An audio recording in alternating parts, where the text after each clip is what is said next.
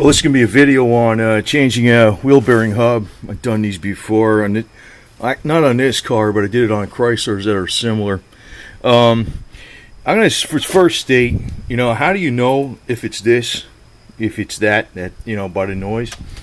And, I'm almost 100% sure it's this, but, well, let me put it to you this way. If you got a noise while you're moving, it's something in the drivetrain or it's something in the wheel itself. It could be the brakes or whatever. But how do you know it's not the brakes? How do you know it's the wheel hub, right? Well, it makes a noise going this way. Like, in other words, if you turn the wheel a slight amount this way or that way, the noise changes in pitch. And usually that's the hub. I'm not 110% sure, but that's usually the hub. If you're making a turn with the vehicle, especially at low speeds, and you hear a clunk clunk or tick tick tick, that could be the CV joint. So, more than likely it's not the brakes, because it's going at a steady speed. It's making a noise. And when you turn the wheel to the left, it makes a different pitch. It's like a squealing noise or a growling noise. It's pretty common. I'm not 110% sure if it's the hub, but I'm pretty sure it is. So we're going to change this out right now, and I got this from Rock Auto. The big thing is taking off this big nut. You got these locking pin up here. You got to take off the nut. It's on there, I think, 167 foot-pounds. And we'll get that pin off of there, and we'll use the air ratchet on it. Well, the big old nut came off, no problem. I used 1 1/4 on the air ratchet. And it's got this wave washer over here. Guess that holds this in better. And now to loosen up. Well, I could have a problem with the caliper too, you never know, but I think it's the hub. This tire actually had something wrong with it. It was like a bulge in it, and it could have worn the hub out or something, or done some kind of damage to the hub after a while. So I'm betting this is the deal, but I'm not 110% sure. It's typical. That's what it makes. It's a constant growling noise, changes pitch when you turn the wheel a certain way. You turn it to the left, it might disappear. Turn it to the right, it's on. You hear it a louder. So anyway, I'm going to basically now use loosen up the caliper, and then I got the 3 bolts in the back, and should pop right off. Now, what I usually do too is I'll take a screwdriver and I'll put it in here just to pull back the brakes a little bit from the rotor, so I could slip them on and off. In other words, it crushes this piston in the caliper, so there's a little more space. So if I go to put them back on, they're easier to put on. You're not actually supposed to do that because you're forcing fluid back into the system. But I always flush the system really good when I change the brakes, so it's got all clean fluid. But you're not really supposed to do that, especially with ABS brakes. But I've never had a problem doing that, but it makes it easier to put the caliper back on. So there's 2 bolts back here, and just get them out, and then I'll hang this caliper off to the side. Okay, so I take the caliper, just hang it up off to the side, and I was using the hammer, this thing, but not directly on the metal, with a piece of wood behind this, because this rotor was stuck on here pretty damn good, man.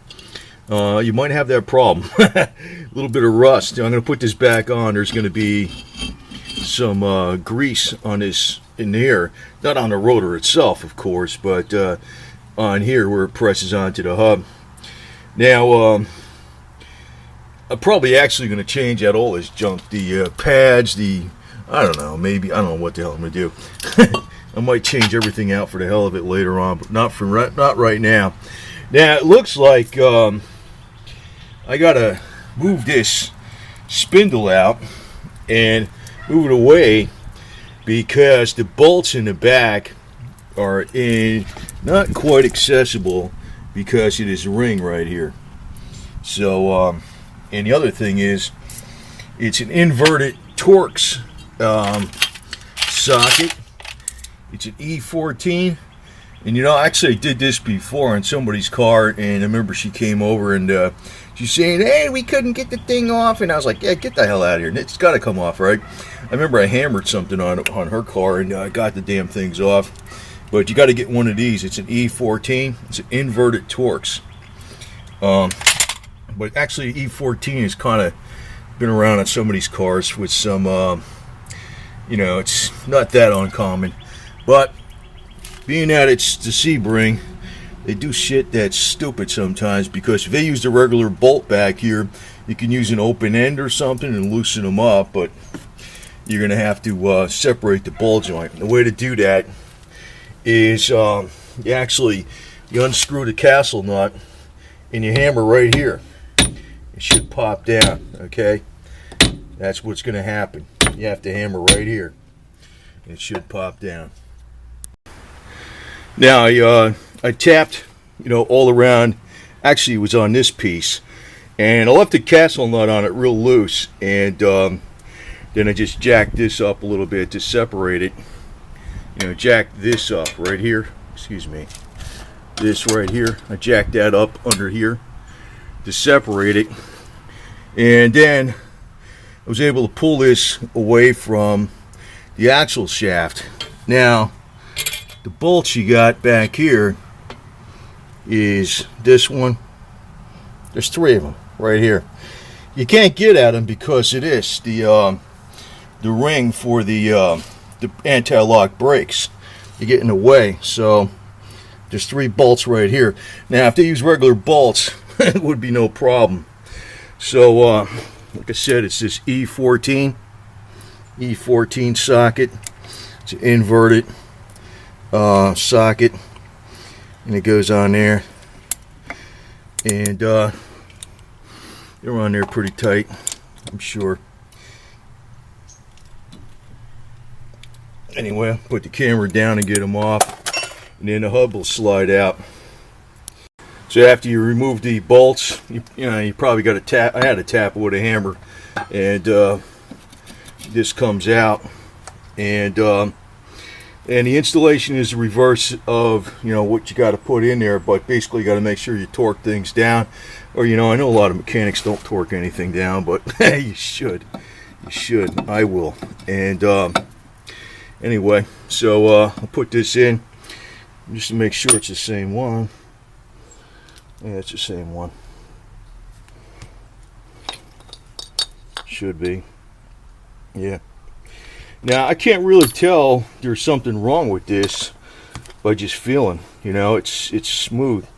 And I'm kind of wondering if there's something wrong with the caliber too, you know, but we shall see, we shall see. But I'm pretty sure it is this, because it's got the classic telltale sign. Next step is take a torque wrench. I just use a beam type. I don't like the other type. And torque the bolts down to 65 foot-pounds each. And after that, I use a little anti-seize on everything too. And after that, you know, slip on the hub over the axle. Okay, the final step is make sure the ball joint stud is up in where it's supposed to go. What I do is I put the jack underneath here, and I had to like push this over, and you know, it got lined up. You got to put the castle nut on there. I know it's a metric, but it's a 13. Castle nut on the ball joint is a 13/16. This is actually a metric nut that goes on here. First you put the washer on, then the nut, and you got to torque it down. I don't have the specs, I have to look in the book, you know, whatever it is, I'll torque it down. And then this wave washer goes over that. Then this locking nut, and then the cotter pin. And the same thing with the ball joint.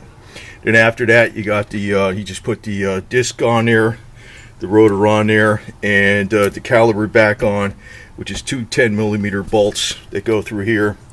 I always put a little anti-seize on some of these bolts, because these little ones, because I don't like because you know, they might get rusted up or something like that. I take that attention to detail.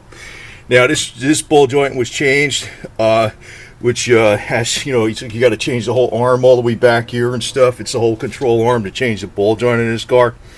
It's got the grease fitting, so I'll grease everything up.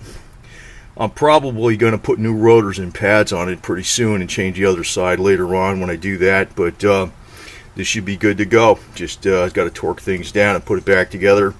Basically, it's all together as it is. Home free. You just got to torque this down, put the nut, castle nut on the ball joint on this side, on the other side here, and with the cotter pin, put the rotor back on, put the caliper back on, and you're all set. So, but I guess the one thing you got to watch for is you need this E14 inverted socket. And I remember I did this one time on somebody's car, and it was kind of like an emergency. They had to go somewhere, and I hammered something on there, and I got it off. But it didn't really damage nothing when I did that. You can do it. If you don't have that socket, I used an impact socket. I hammered it on there, but this is actually a fairly common socket on a lot of cars, so you might want to get one of those. The E14 is actually used in a lot of other places, on a lot of other cars.